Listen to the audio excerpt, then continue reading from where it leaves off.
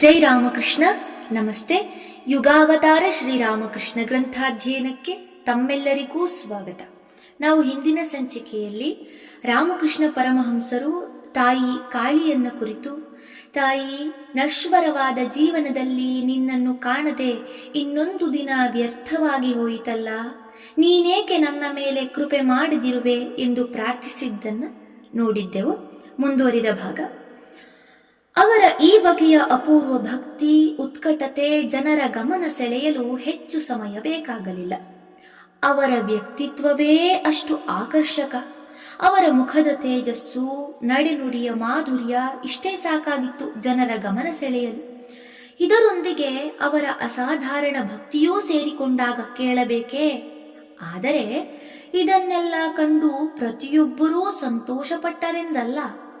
ಒಬ್ಬ ಮನುಷ್ಯ ಇತರರಿಗಿಂತ ಭಿನ್ನವಾಗಿ ನಡೆದುಕೊಂಡರೆ, ಯಾವುದನ್ನಾದರೂ ಚೆನ್ನಾಗಿ ಮಾಡಲು ಪ್ರಯತ್ನಿಸಿದರೆ, ಸವೆದ ಹಾದಿಯನ್ನು ಬಿಟ್ಟು ನಡೆದರೆ, ಈ ಜನ ಎನ್ನುವವರು ಮಾಡುವ ಮೊದಲ ಕೆಲಸವೇ ಟೀಕೆ.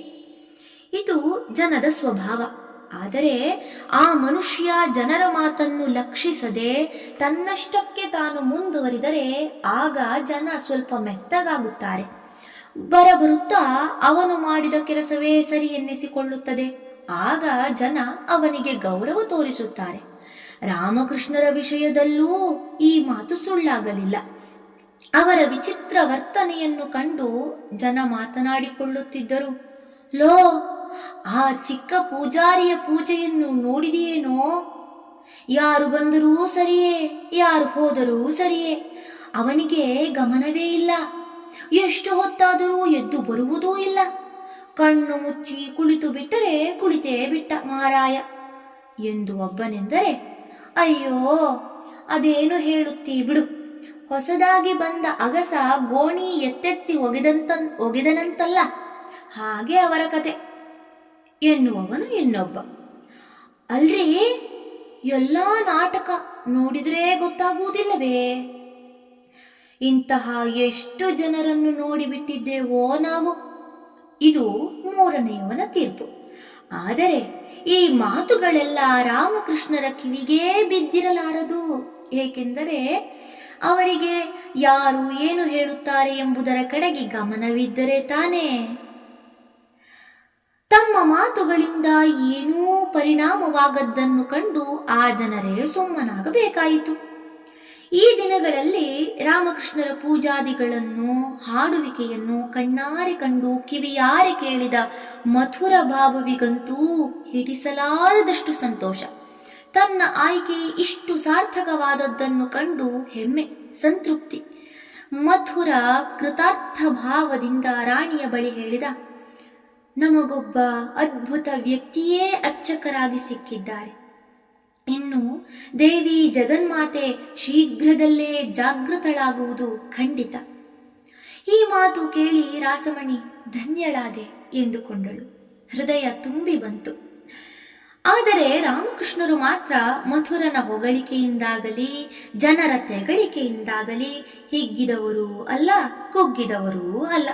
ಅವರ ಗಮನವೆಲ್ಲ ಜಗನ್ಮಾತೆಯ ಸಾಕ್ಷಾತ್ಕಾರದ ಕಡೆಗೆ. ಹರಿಯುವ ನದಿ ಸಮುದ್ರದತ್ತ ಏಕಪ್ರಕಾರವಾಗಿ ಸಾಗುವಂತೆ ಅವರ ಮನಸ್ಸು ಜಗನ್ಮಾತೆಯ ಪಾದ ಕಮಲದತ್ತ ರಭಸದಿಂದ ಧಾವಿಸುತ್ತಿತ್ತು.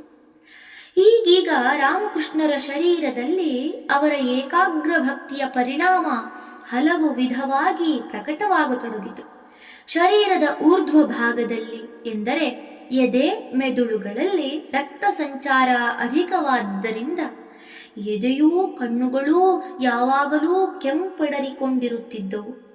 ಕಣ್ಣಿನಲ್ಲಿ ಇದ್ದಕ್ಕಿದ್ದಂತೆ ಅಕಾರಣವಾಗಿ ಅಶ್ರುಜಲ ತುಂಬಿಕೊಳ್ಳುತ್ತಿತ್ತು. ಆಹಾರ ನಿದ್ರೆಗಳಂತೂ ತೀರ ಮಿತವಾದವು. ಹೃದಯರಾಮನ ಬಲವಂತದಿಂದಾಗಿ ಅಷ್ಟೋ ಇಷ್ಟೋ ಆಹಾರ ಹೊಟ್ಟೆಗೆ ಹೋಗುತ್ತಿತ್ತು. ದೇವಿಯನ್ನು ಸಾಕ್ಷಾತ್ಕರಿಸಿಕೊಳ್ಳಬೇಕೆಂಬ ಒಂದೇ ಒಂದು ಹಂಬಲ ಅವರ ಹೃನ್ಮನವನ್ನೆಲ್ಲ ಆವರಿಸಿಕೊಂಡಿತ್ತು. ಜಗನ್ಮಾತೆಯನ್ನು ಈ ಕಣ್ಣಿಂದ ಕಾಣಲು ನಾನೇನು ಮಾಡಲಿ ಇನ್ನೇನು ಮಾಡಿದರೆ ಆಕೆ ಒಲಿದಾಳು ಎಂಬ ಕಾತರ ಮನದಲ್ಲಿ ಸದಾ ತುಡಿಯುತ್ತಿತ್ತು. ಪೂಜೆ ಧ್ಯಾನಗಳನ್ನು ಮಾಡುವ ಸಮಯ ಬಿಟ್ಟರೆ ಉಳಿದ ಹೊತ್ತಿನಲ್ಲೆಲ್ಲ ಏನೋ ಒಂದು ಚಡಪಡಿಕೆ, ಏನೋ ಒಂದು ಕಳವಳ, ಏನೋ ಒಂದು ಕಾತರತೆ ಅವರಲ್ಲಿ ಎದ್ದು ಕಾಣುತ್ತಿತ್ತು. ಧನ್ಯವಾದಗಳು. ಮುಂದುವರಿದ ಭಾಗ ಮುಂದಿನ ಸಂಚಿಕೆಯಲ್ಲಿ. ಓಂ ಶಾಂತಿ ಶಾಂತಿ ಶಾಂತಿ. ಹರಿ ಓಂ ತತ್ಸತು. ಶ್ರೀರಾಮಕೃಷ್ಣಾರ್ಪಣಮಸ್ತು. ಸರ್ವೇ ಜನ ಸುಖಿನೋ ಭವಂತು. ಜೈ ಶ್ರೀಮಾತಾ.